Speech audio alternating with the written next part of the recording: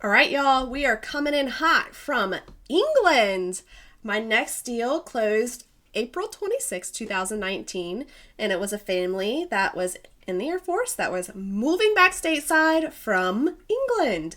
And it was a really cool transaction, really cool family. Also, it was the family that gave me more family. They bought a house, and later on, the wife's brother bought the house next door. How cool is that? It was a family affair. Now, I am going to tell you all about it. If you've ever wondered what's really going on behind the scenes in a real estate transaction, you're in the right place. Whether it's the nail-biting negotiations, the crazy twists and turns throughout a transaction, or the moments that just make you want to pull your hair out, it's all going to be shared.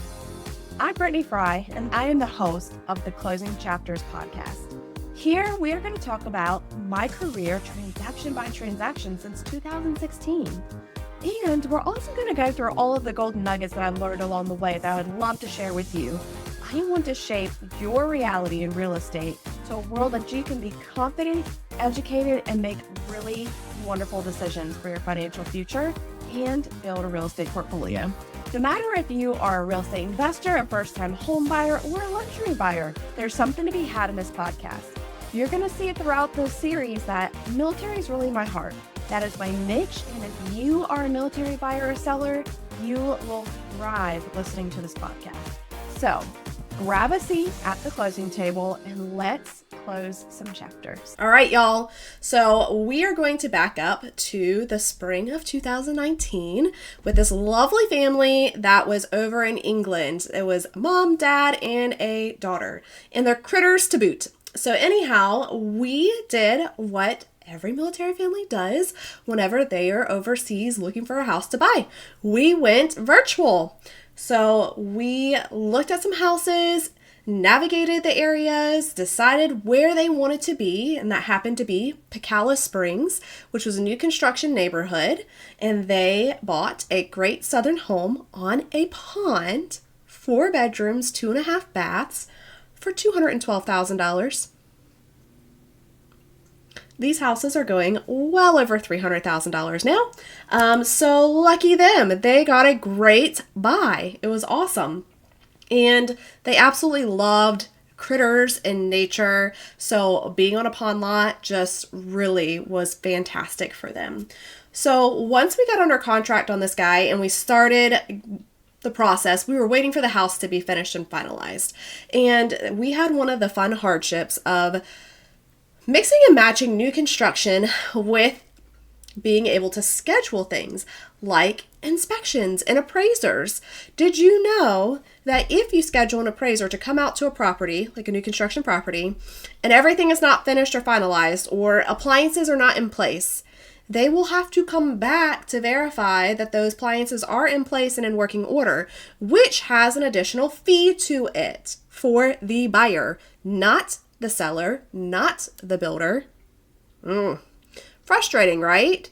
So that's where my job comes in, that I have to help kind of co-manage this, or the listing agent, right? Because here's the reality. Whenever we order an appraisal, the appraiser is typically calling the listing agent, not the buyer's agent. So this means that the listing agent needs to know the status of the property and be able to tell the appraiser, hey, the stove is not in yet. Hey, we are waiting for some light fixtures. We anticipate it being ready by this date. I will call you back and confirm that it is in by this date. That way they are not coming out to the property prior to it being finished. Another doozy is when the power is not on yet. They can't check anything. So anyhow, this property, that was one of the things that happened. They came out to the property and there was not a stove in place yet.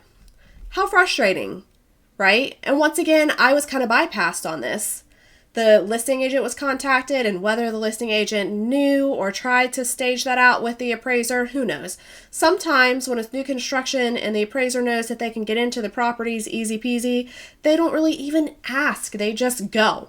So sometimes this is really hard to mediate through the process. So either way, we worked around it. We had to get them back out there, pay our extra little $150 fee for them to recheck everything, and we were on our merry way. Well, then that appraiser that so loved us did not come up with the correct value for what we were under contract for. And that pond lot that my clients were paying a $10,000 premium on, the appraiser valued it at $2,500. Now, I'm going to pause for a second. If you want my opinion, this appraiser was not local. This appraiser was used to beachfront properties, vacation homes. So our area just didn't stand up to their expectations or standards. And they valued everything extremely low in comparison to what they're used to in their area. Unfair advantage. Every market is different. So it truly does matter to have somebody that's familiar with your market and your area. Because here's the other part, is I don't even know that this agent had access, the appraiser had access to our local multiple listing system. So where was he getting his information from? Who was providing the comps that he should look at and pulling the value and showing what things were going for per item for this new construction builder? And there wasn't a lot of extras added to this property. Like legitimately, the one big extra was the pond lot. So either way, we had to go back to the builder and say, hey builder, this property is not appraising. What are we going to do? And thankfully we were able to meet in the middle and make it all happen. The appraiser and wouldn't budge. We went back and said, hey appraiser, you're not looking at this right. Like, this is what we see. This is what has gone all around us. And he just stood firm. So the builder accepted what we had and allowed us to close at the appraised value, which is a blessing. So now it's time to close. And the spouse is flying ahead of the husband and the daughter. She is coming to sign for the closing as a POA and get the keys and get everything moved in and start getting things sorted. And you want to talk about a community. I happen to know a few ladies that lived in this neighborhood, and I made an introduction to this new spouse coming in, just saying, hey, she's coming ahead of time. She's going to be here by herself and could really use a couple of friends. And one of them, her husband, happened to be deployed, and she said, come on, let's meet. You can take my husband's vehicle. He's not here. We've got the extra one for now. We'll get you all set up. How amazing is that? And I had no idea that this had happened until after it happened. Because in the meantime, I was trying to be available and take her out to lunch when I could, or take her from one place to another as she needed. I just wanted to make sure that she had the capability to get around.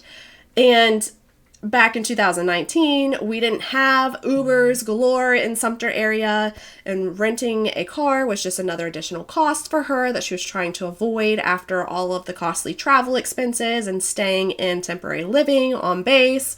So we were just trying to work together and minimize the impact. So how wonderful is that? That somebody just up and says, hey, you're in our community now. We've got you. And that just made my heart so happy. So happy. So here we are, March 26th. Not March. Here we are. April 26th, 2019. We have closed on another beautiful new construction house. They have keys in hand. She has taken the pups over to the house and starting to move in.